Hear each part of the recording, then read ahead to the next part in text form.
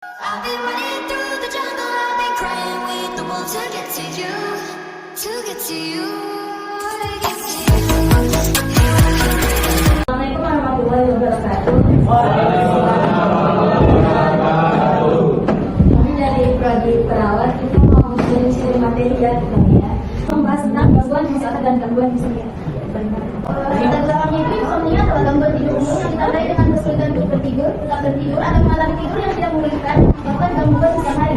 Hal ini dapat disebabkan oleh berbagai faktor seperti stres, kecemasan, pengobatan tertentu. Insomnia dapat berdampak signifikan terhadap kualitas tidur, fungsi kognitif, suasana hati, dan kesehatan seseorang secara keseluruhan.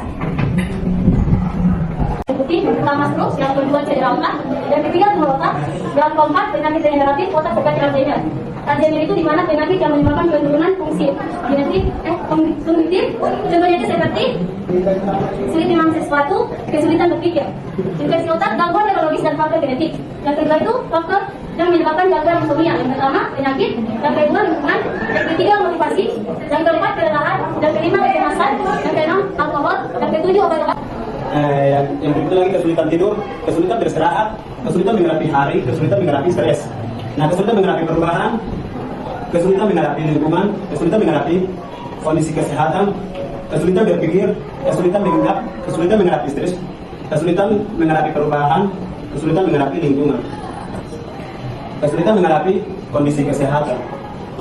Nah, nanti ini kita jelaskan secara bersatu. Gangguan fungsi otak dan gangguan insomnia, yaitu mencakup seperti satu kriteria gangguan fungsi otak, yaitu gangguan kognitif, perubahan perilaku, gangguan motorik, gangguan bicara, dan gangguan sensorik, serta gangguan fungsi otak.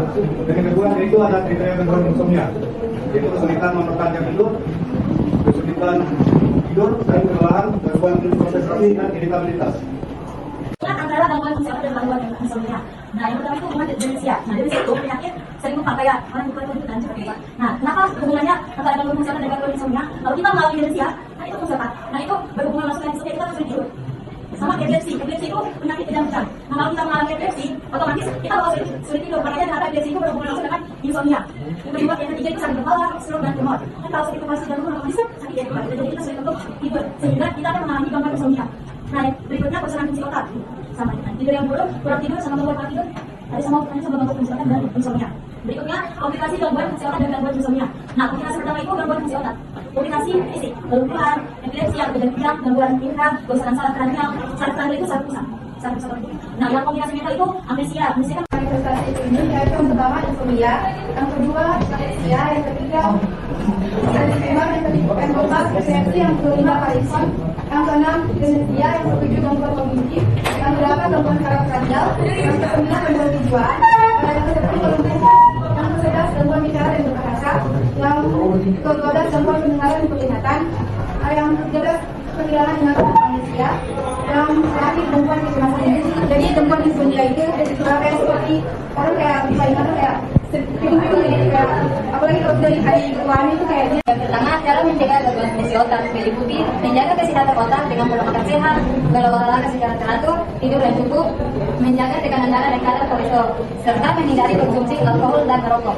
Yang kedua, cara mencegah gangguan insomnia meliputi menjaga rutinitas tidur yang teratur, menciptakan lingkungan tidur yang nyaman, menghindari konsumsi kafein dan alkohol sebelum tidur, berolahraga secara teratur, dan mengelola stres dengan baik.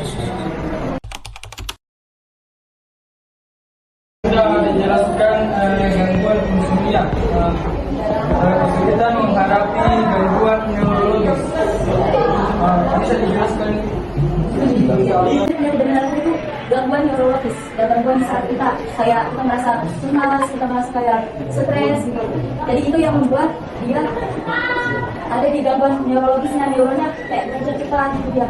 Karena kita stres, biasanya kan kalau kita stres, pikiran kita banyak yang menentukan. Nah, itu membuat gangguan neurologis.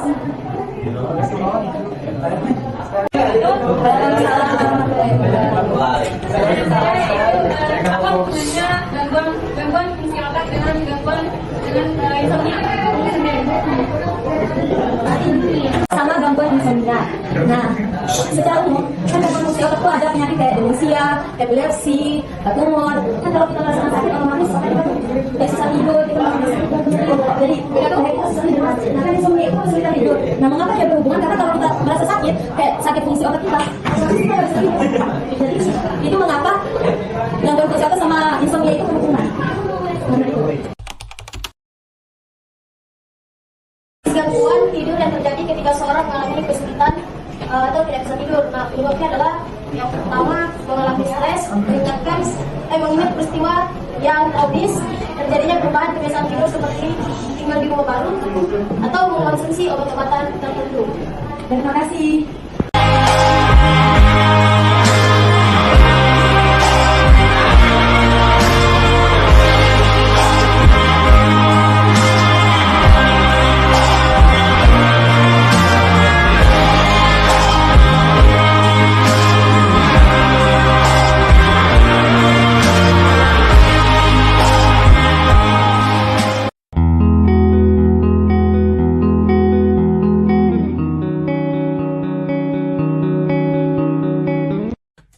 Sick